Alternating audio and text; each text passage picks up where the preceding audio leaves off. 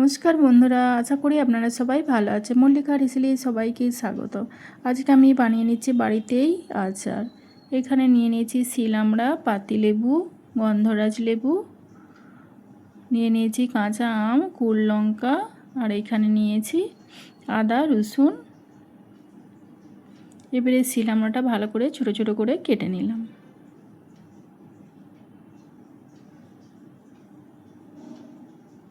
এবারে মাঝের যে বীজটা রয়েছে এটা ফেলে দিতে হবে।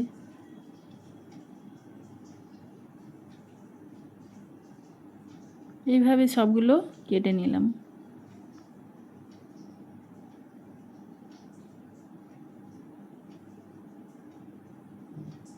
এখানে কেটে নিলাম গন্ধরাজ লেবু। লেবুর বীজগুলো ফেলে ছোট ছোট করে কেটে নিতে হবে। এই গন্ধরাজ লেবুটা আচারের মধ্যে দিলে খেতে খুব ভালো লাগে।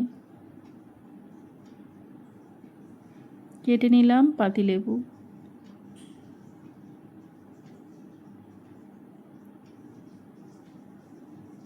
কেটে নিলাম গাজর। সব কিছুই ছোট ছোট করে টুকরো টুকরো করে কেটে নিতে হবে।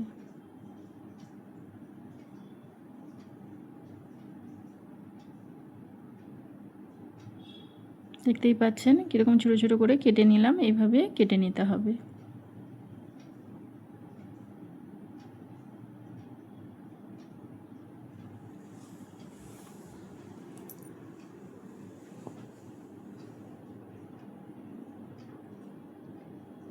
কুল লঙ্কাগুলো এবারে কেটে নিলাম ছোট ছোট করে টুকরো টুকরো করে। এই আচারে কুল লঙ্কাটা দিলে খেতে খুব ভালো লাগে।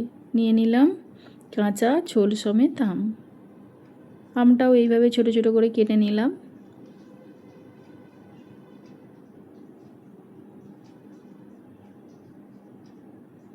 দেখতেই পাচ্ছেন আমি কিভাবে কেটে নিচ্ছি। এইভাবে কেটে নিতে হবে। আমার সবগুলো কাটা হয়ে গেছে। দেখতে রসুনটাও ছোট ছোট করে কেটে নিয়েছি, আদাটাও টুকরো টুকরো করে কেটে নিয়েছি। দেখতেই পাচ্ছেন কিভাবে কেটে নিয়েছি। এইভাবে কেটে নিতে হবে।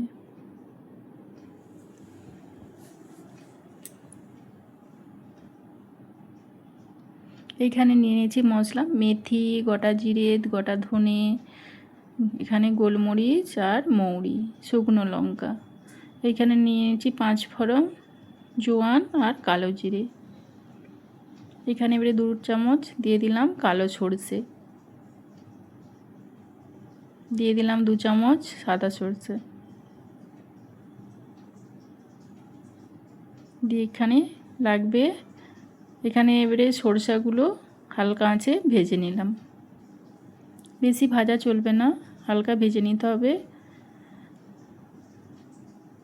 এবারে ঢেলে নিলাম। এখানে মশলাগুলো দিয়ে দিলাম।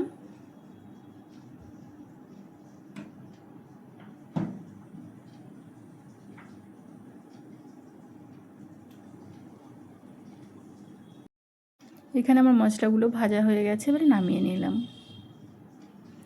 এবারে একটি মেশিন জারে নিয়ে নিলাম সরষাটা যে গুঁড়িয়ে নিলাম। এবারে ভেজে রাখা দিয়ে দিলাম মশলাটাও হালকা গুঁড়িয়ে নেব। একদম মিহি করা চলবে না, তাহলে খেতে ভালো লাগবে না। একটু দানা দানা থাকলে ভালো লাগবে।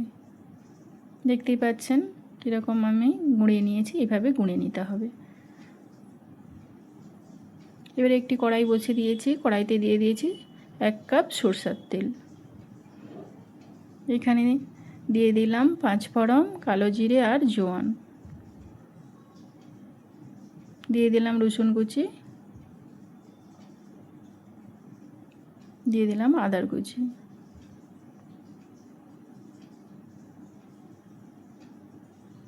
দিয়ে দিলাম কাশ্মীরি লঙ্কার গুঁড়ো, দিয়ে দিলাম হলুদের গুঁড়ো, দিয়ে হালকা আঁচে এইভাবে নেড়ে চেড়ে নিতে হবে। বেশি আঁচ দেওয়া যাবে না, তেলটা পুড়ে গেলে খেতে ভালো লাগবে না।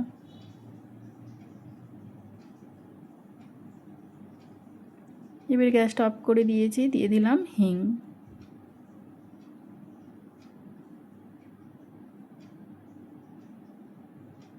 দিয়ে একটু নেড়ে চেড়ে নামিয়ে নিলাম।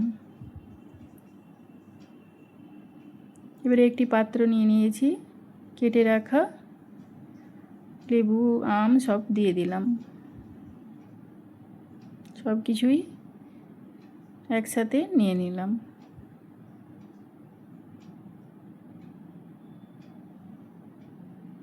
এবারে যে সরষা মশলাটা সব গুঁড়িয়ে রেখেছিলাম সব কিছুই দিয়ে দিলাম। দিয়ে দিলাম 1 চামচ সাদা নুন, দিয়ে দিলাম 1 চামচ বিট লবণ, দিয়ে ভালো করে হাত দিয়ে মেখে নিলাম। এবারে তেলটা যে গরম করে রেখেছিলাম এর মধ্যে দিয়ে দিলাম।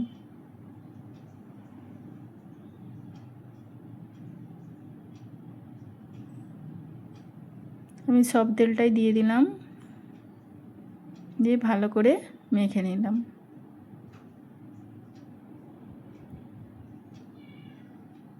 এইভাবে ভালো করে মেখে নিতে হবে। মেখে একটি কাঁচের জারে আর বাটিতে তুলে নিলাম। আশা করি আপনাদের এই রেসিপিটি ভালো লেগেছে। ভালো লেগে থাকলে একটি like, comment, share and subscribe করে দেবেন। আর পাশে থাকা বেল আইকনটি প্রেস করে দেবেন।